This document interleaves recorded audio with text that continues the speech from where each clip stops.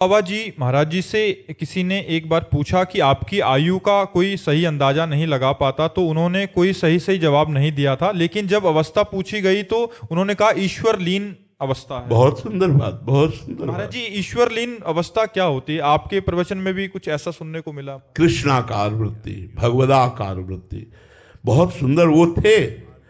ईश्वरलीन महापुरुष थे, वो ठीक कह रहे थे। अवस्था क्या है? ईश्वरलीन। वो हर समय भगवान में स्थित रहते थे, वो हर समय भगवान के चिंतन परायण थे, अद्भुत महापुरुष थे। हमारा भारत ऐसे ब्रह्म ऋषियों से जगमगाता रहता है, थे, हैं और रहेंगे। हाँ, हमारी पहुंच से हो सकता है वो बाहर हो, हम उनको ना देख पा रहे हो, उनसे ना मिल पा रहे हो, या मिलकर भी पहचान ना पा रहे हो, लेकिन हमारा देश ऐसे ब्रह्म ऋषियों से युक्त था, है और रहेगा, जो ब्रह्मलीन, ईश्वरलीन, भगवत तन्मयता प्राप्त हैं, आज भी हैं। पक्का विश्वास कर लीजिए। तो बाबा ईश्वरलीन महापुरुष थे, ये पूर्ण विश्वास है। और उनकी कृपा से अनुभव भी है कि देवराहा बाबा ब्रह्मलीन महापुरुष थे, भगवत चिंतन परायण ईश्वरलीन महापुरुष थे। तो उनकी अवस्था ईश्वरलीन थी, वो सत्य कह रहे थे। ज्योत्सना जी बेंगलोर से। श्री हरिवंश महाराज जी, महाराज जी, जब आप अपने जीवन के उन दिनों का वर्णन करते हैं जहां आपने असहनीय कष्ट सहे, कई कई दिनों तक अन्न नहीं मिला, केवल गंगा जल पीकर भी जीवन व्यतीत किया, तो सुनकर मन भर आता है। महाराज जी, हमें तो अपने छोटे से छोटे दुख में भी मन डगमगाने लगता है। फिर आप इतनी कम आयु में भगवान के प्रति अपनी आस्था, धैर्य और दृढ़ता को कैसे अड़िग रख पाए? ये हमारा इस जन्म का नहीं था, ये हमारे पूर्व जन्म का था। पूर्व जन्म में साधना अधूरी रह गई थी, तो ब्रह्म ऋषियों के कुल में जन्म हुआ। पिताश्री पूर्ण ब्रह्म ऋषि अपने गुरुदेव की आराधना के द्वारा एक किसान होते हुए भी गीता जी और रामचरितमानस इनका पाठ करके, गुरुदेव की चरण पादुका का चरणामृत लेकर के तभी अन्न जल खाते थे, ऐसे नहीं। और संत महात्मा आते रहते, और रोज शाम के श्रीमद् भागवत की कथा होती। तो एक भागवतिक वातावरण, जैसा भगवान ने योग भ्रष्ट पुरुष के लिए लिखा है, वैसा ही करुणा करके हमें संयोग मिला कि बचपन से हमें भागवतिक माता पिता, भागवतिक वातावरण और पूर्व जन्म का एक धरोहर। जब मैं कक्षा 8 में था और स्कूल से पढ़ के आता, तो आते ही सबसे पहला कार्य माँ करती, झोला उतार के टांगती, जो बैग होती, तो उसे देख के लगता ये पधारेगी, ये मरेगी, फिर मैं कैसे रहूंगा। पता नहीं क्यों ऐसा प्रश्न आता। जो कोई हमें प्यार करता लगा ये भी मृत शरीर वाला है, मरेगा, इससे क्या प्यार करना, ये भी जाएगा। ऐसी उदासीनता बढ़ी कि 9th साइंस साइट पास करके हाई स्कूल में फार्म भी नहीं भरा और भाग पड़े घर से। वो पूर्व जन्म का भजन जो था वो टिकने नहीं दिया, जैसा भगवान ने योग भ्रष्ट पुरुष के लिए लिखा है, वो भगाया। और भागते भागते आज पायो परम विश्राम। श्री धाम वृंदावन में प्यारे जू के चरणों में विश्राम प्राप्त है। और बड़े कृपालु भगवान है।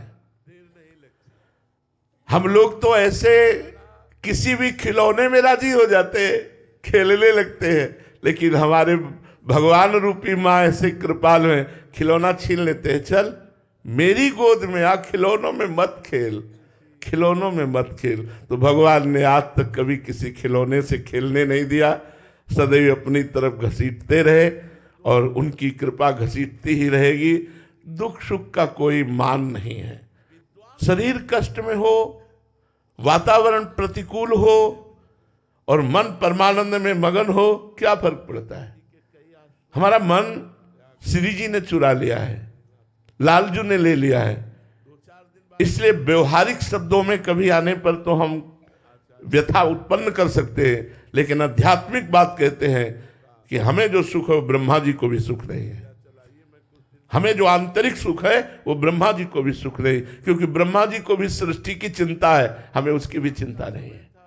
शरणागत प्रतिपाल भगवान सबका भरण पोषण कर रहे हैं। हाँ, जहां भगवान की सब संपत्ति रघुपति की आई, सब संपत्ति प्रभु की है, पर उसे जब ये समझ में आता है कि मेरी, तो भगवान वहां कैंची चला देते, काट देते। नहीं, तेरा कुछ नहीं, सब कुछ मेरा। कैसे भूल गया कि तू केवल मेरे से प्यार करता है, मेरी माया से नहीं, मेरे वैभव से नहीं, मेरी प्रतिष्ठा से नहीं। तो भगवान अपने शरणागतों को इसीलिए सदैव प्रतिकूलता देते रहते हैं, जिससे वो कहीं संसार में फंसे ना और एकमात्र भगवान से प्यार हो। भगवान का आशिक सिर्फ भगवान का आशिक होना चाहिए। रुपया, पैसा, मान, प्रतिष्ठा, सुख, अनुकूलता, ये कोई प्यार करने वाले लोग हैं? ये सब स्वार्थी लोग हैं। प्यार करने वाला कभी ये अनुकूलता नहीं देखता, कभी ये नहीं देखता, सुख नहीं देखता।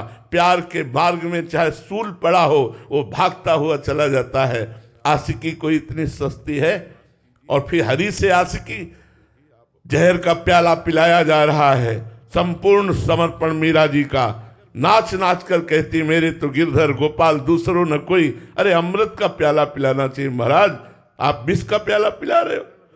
प्रहलाद जी 5 वर्ष के बालक, भगवान में इतना समर्पण, अस्त्रों का प्रहार कराया जा रहा है, आंख से जलाया जा रहा है, क्या क्या कृत्य नहीं करवाया जा रहा है? क्यों? भगवान अपने समर्पण किए हुए भक्त की महिमा को प्रकाशित करते हैं कि चाहे जितनी प्रतिकूलता हो, मेरा भक्त प्रसन्न रहता है। प्रहलाद जी कभी कोई शिकायत भगवान से नहीं की, मीरा जी ने कभी कोई शिकायत नहीं की। ऐसे हमें जो बाहरी आप दृश्य देख रहे हैं वो बिल्कुल विपरीत है, आंतरिक जो बात देख रहे हैं वो बिल्कुल अलग है। इसलिए हम कभी दुखी नहीं हुए, कभी परास्त नहीं हुए, कभी निराश नहीं हुए। हर समय हमारे अंदर एक नवीन आनंद और उत्साह बना रहता है। हाँ, कभी अगर हमें सोच या तनिक भी चिंता होती है तो शरणागत जनों की, जो हमारे श्री जी के शरणागत संत जन हैं, बच्चे जन हैं, इनके विषय में कभी चिंता होती है। ठाकुर जी से प्रार्थना करते हैं कि आपने इनका घर बार छुड़ाया है तो ये माया में न फंस जाए, आप कृपा करो। अपनी रूप माधुरी, अपने नाम की ऐसी इनको वृत्ति दो कि चित्त आपके चरणों में लगा रहे और इनका भरण पोषण, आप विश्वंभर हैं, विश्व का करने वाले हैं, इनका भरण पोषण हो, ये भटके ना कभी और आपके चरणों की आराधना करें। अगर चिंता होती है तो सिर्फ एक बात की होती है, इन शरणागतों की अपनी तो कोई परवाह नहीं है, न जीवन में थी, न है, न रहेगी। महाराज जी, ये स्थिति बचपन में से ही थी? जैसे आपको तो कष्ट, जैसे भोजन ना मिलना, तो 20 वर्ष की आयु में भी ये स्थिति थी, तो महाराज जी उस समय क्या आपकी मानसिक स्थिति रहती थी? अरे निरंतर मंत्राकार वृत्ति चलती थी, वहां कुछ सोच ही नहीं था। कब मिले, कब मिले, बस एक यही था, कब मिले। वो अव्यक्त परमात्मा ऐसे है जैसे आकाश को पकड़ना। एक बौना आकाश को कैसे पकड़ सकता है? मैं कैसे आपको प्राप्त कर सकता हूं? प्राप्ति की लगन के आगे सब कुछ भूल गया। खान पान ये सब कुछ असर नहीं करता था। कई कई दिन भोजन न मिलने पर भी हमें कभी उत्साहहीनता नहीं आई। हर भक्त के जीवन में महाराज जी प्रतिकूलता की अवस्था आएगी? आएगी। मटकी तभी आकार धारण करती है जब कुम्हार को मिट्टी समर्पित हो जाती है, फिर कुम्हार उसे कूटता है। एक भी रेशा अगर रह गया मिट्टी में तो वहीं से मटकी रिसेगी, वहीं से पानी निकलेगा। एक भी रेशा नहीं रहना चाहिए। कूट कूट करके उसे पाउडर कर देते हैं, फिर भी चैन नहीं हुआ, पानी डाल के उसे पैरों से रोनता है, फिर भी चैन नहीं हुआ, चाक में चढ़ाकर उसे आकार देता है। आकार देने के बाद सूर्य के ताप में तपाता है, इतने पे भी चैन नहीं हुआ, फिर आवे पे पकाता है, और जब पका देता है तो बाजार में बजा के दिखाता है कि ये मटकी है, इसमें आप रस रख सकते हो, अब ये टपकेगी नहीं। ऐसे ही भगवान अपने भक्त को तपा करके इतना मजबूत कर देते हैं कि मान अपमान, सुख दुख, लाभ हानि इनकी कोई परवाह नहीं, और वो संसार के विकारों पर विजय प्राप्त करके परमानंद में निमग्न हो जाता है। भगवान ये कृपा करते हैं जो प्रतिकूलता देते हैं। अगर अनुकूलता, पक्की बात कह रहा हूं, अनुकूलता दे तो भक्ति में निखार आ ही नहीं सकता। भक्ति में निखार ही तब आता है जब भगवान प्रतिकूलता देते हैं। इसलिए बड़े बड़े भक्तों के चरित्रों को पढ़ के देख लीजिए। हाँ, उनको प्रतिकूलता नहीं मिलती जो भक्त चरण शरण में होते हैं। ये भी बात समझ लो, जो डायरेक्ट भगवान की शरण में है उनको तो हो, और जो भगवान के भक्तों की शरण में है वो तो ऐसे है जैसे नौका खेने वाला परिश्रम कर रहा है, लेकिन बैठने वाला आराम से तरंगों की शोभा देखते हुए जल की पार हो जाता है, जल की धारा को पार हो जाता है। ऐसे श्री आचार्य चरणों की शरण होना, गुरुदेव की शरण होना, उनके अनुसार केवल बताए हुए मार्ग पर चलना, हो सकता है जीवन में प्रतिकूलता का मुख न देखना पड़े और भगवान की प्राप्ति हो जाए। श्री हरिवंश प्रताप नाम नौका और निज खेवक, भवसागर सुख तरत निकट हरिवंश जो सेवक।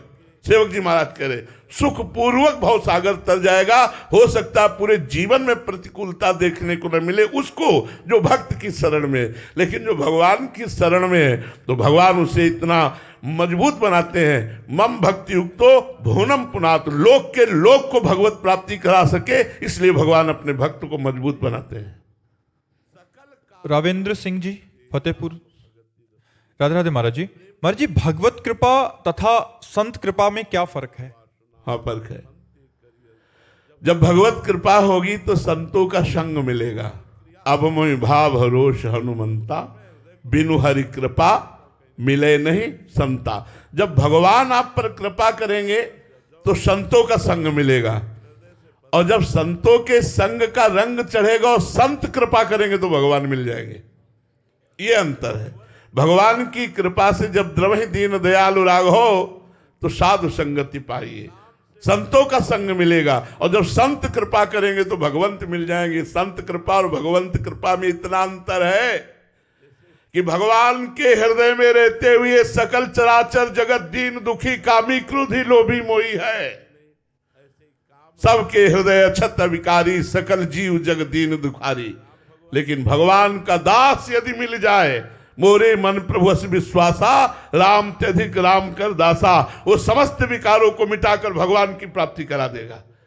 इसलिए भगवान से भी बढ़ करके भगवान के भक्तों की कृपा, क्योंकि भक्तों की कृपा से मायामल का नाश होकर भगवान की प्राप्ति होती है, और भगवान जब कृपा करते हैं तो साधु संग की प्राप्ति होती है। आकाश तिवारी जी। राधे राधे महाराज जी। महाराज जी, साधना का अंत अहंकार की नष्ट होना बताया गया है। यदि मैं मर गया तो मुक्ति का अनुभव किसे होगा महाराज जी? मैं ही अगर अंदर से निकल गया तो? भजन करो ना, भ्रम है। जासु कृपा सब भ्रम मिट जाई, गिरजा सोई कृपालु रघुराई। ये अविद्या, ये माया, ये भ्रम जिस समय हम साधना करते हैं ये नष्ट हो जाता है, तो जो मैं बचता है वही अनुभव। मैं का कभी नाश थोड़ी होता है। अंताकरण धर्म में जो देहाभिमान है, देहाभिमान निंदनीय है। अभिमान वो निंदनीय है जिसके आगे कुछ प्रकृति का लगता है। जैसे मैं धनवान, मैं कुलवान, मैं विद्वान, मैं के आगे जो कुछ लगता है वो अशुद्ध हो जाता है। उस अशुद्ध मैं का नाश हो जाता है, और शुद्ध ब्रह्म स्वरूप मैं जो बचता है उसी को अनुभव होता है। समझ पा रहे आप? मैं का सर्वथा नाश नहीं होता। मैं के आगे जो प्रकृति का संयोग होता है उसका नाश हो जाता है। इसका ज्ञान के द्वारा जहां नाश हुआ तो शुद्ध जो मैं बचा वो ब्रह्म स्वरूप, अहम ब्रह्मास्मि। जो अहम है वो ब्रह्मास्मि, अहम माने मैं, वो ब्रह्म स्वरूप है, उसी को अनुभव हो जाता है, मैं मुक्त हूं। समझ में आया? वंशिका गर्ग जी दिल्ली से। राधे राधे महाराज जी। महाराज जी, मेरे जीवन में बहुत से सपने हैं, महत्वाकांक्षाएं हैं, मैं बहुत कुछ करना चाहती हूँ, परंतु उन्हें पूरा करने के लिए आवश्यक जो एक साधना या निरंतरता होनी चाहिए वो नहीं हो पाती। महाराज जी, अपने जीवन में अनुशासन और एकाग्रता की स्थिति कैसे लाई जाए? नाम जप करो। हमारे पास ये अमोघ औषधि है, नाम जप। राधा राधा राधा, इसी से एकाग्र हो जाओगे, और इसी से तुम्हारे सपने क्या, सपनों से बढ़कर के मिल जाएंगे, सपनों से बढ़कर मिल जाएंगे। हम आपको सच्ची कहते हैं, सच्ची कहते हैं। हृदय की बात अगर हमारी मान लोगे, यदि तुम धनी होना चाहते हो तो भगवान तुम्हें हृदय में इतना धनी कर देंगे कि बाहर के धन की आवश्यकता ही नहीं पड़ेगी यदि नाम जप करोगे। सच्ची बात कहता हूं, सच्ची बात कहता हूं। यदि आप शांति चाहते हो, सुख चाहते हो, धन चाहते हो, उन्नति चाहते हो, कामनाओं की पूर्ति चाहते हो, आप कितने भी बड़े पदाधिकारी हो, आपको कोई साष्टांग दंडवत नहीं करेगा, लेकिन भगवान के भजन करने वाले को साष्टांग दंडवत करता है, नहीं करता, साष्टांग लौट के दंडवत करता है। देख लो भगवान की शरणागति का प्रभाव। कोई ऐसा नहीं है जो भगवान की शरणागति की समानता कर सके, चाहे वो पदाधिकारी हो, चाहे धनी हो, चाहे कोई भी हो। इसलिए हम कहते हैं नाम जप करो। सबसे बड़ा सपना हमारा ये कि हम बहुत बड़े के हैं, वो हमें मिल जाए। हमारे जो प्रीतम है वो मिल जाए, हमारे जो पिता है वो हमारे मिल जाए, हमारे जो दोस्त हैं वो मिल जाए, वो है भगवान। यार ऐसा सपना क्यों करते हो जो सपना ही है? यहाँ क्या है? मरने के बाद क्या आपके साथ जाएगा? सही सपना देखो कि एक बार तो ठाकुर जी से मिले, एक बार तो कोटि कोटि कामों के मान का मर्दन करने वाले मुस्कुराते हुए ठाकुर जी से मिले, एक बार प्रभु से मिले, जीवन धन्य हो जाएगा। और जो चाहिए, हम अपने अनुभव की बात कहते भाई, बहुत देखी भाई बातें, हम मांगे भीख नहीं मिलती थी। हम अपने खुली बात कहता हूं, मांगे भीख नहीं मिलती थी, रहने का ठिकाना नहीं, खाने का ठिकाना नहीं, शरीर रोग से ग्रसित दवा का ठिकाना नहीं। और जब उस मालिक की नजर पड़ी, आप सब देख रहे हैं, हमें कहने की जरूरत नहीं। हम ये इशारा इसलिए आपको कहते हैं, यदि आप राधा राधा जपोगे तो तुम्हारे सारे सपने पूर्ण हो जाएंगे। विश्वास कर लो, इसी जन्म में तुम राधा नाम के फल को देखोगे कि आपका सब ठीक हो जाएगा, सब आनंदमय हो जाएगा। हाँ, जहां हमारी भक्ति में कमी है उसको पुष्ट करने के लिए भगवान प्रतिकूल लीला करेंगे, चुपचाप सह जाना, श्रद्धा मत तोड़ना। चाहे जैसी प्रतिकूल परिस्थिति हो, श्रद्धा बनाए रखना, आगे बढ़ जाओगे। जैसे वो दो बातें कि इस मार्ग को कभी छोड़ना नहीं, पहले नियम लो, और दूसरा कभी कुछ अनुभव ना हो तो भी इस मार्ग को मत छोड़ना, आप निहाल हो जाओगे। हमारी बात मान लो, हमारी बात पक्की समझ लो। अगर आप सुखी होना चाहते हैं, अपने सपने साकार करना चाहते हैं, तो पॉजिटिव विचार चाहिए। पॉजिटिव विचार के लिए बुद्धि पवित्र चाहिए, पवित्र बुद्धि के लिए राधा नाम चाहिए। राधा राधा जपो और फिर आनंदित हो जाओ। नवदीप जी जोधपुर से। राधे राधे महाराज जी। महाराज जी, आपने बताया कि साधक में निष्ठाएं होती हैं, जैसे धाम निष्ठा, गुरु निष्ठा, नाम निष्ठा। महाराज जी, इनमें से नाम निष्ठा का हृदय में जागरण कब होता है? महाराज जी, हम नाम निष्ठा चाहते हैं। हाँ, निरंतरता जब नाम की हम पकड़ते हैं, हर समय उठते बैठते चलते फिरते, पर है बहुत कठिन, क्योंकि अपने लोग उसी मार्ग में चले हैं। निरंतर नाम जपने के लिए थोड़ी कठिनता है कि हम अपने मन को बार बार नाम में लगाएं।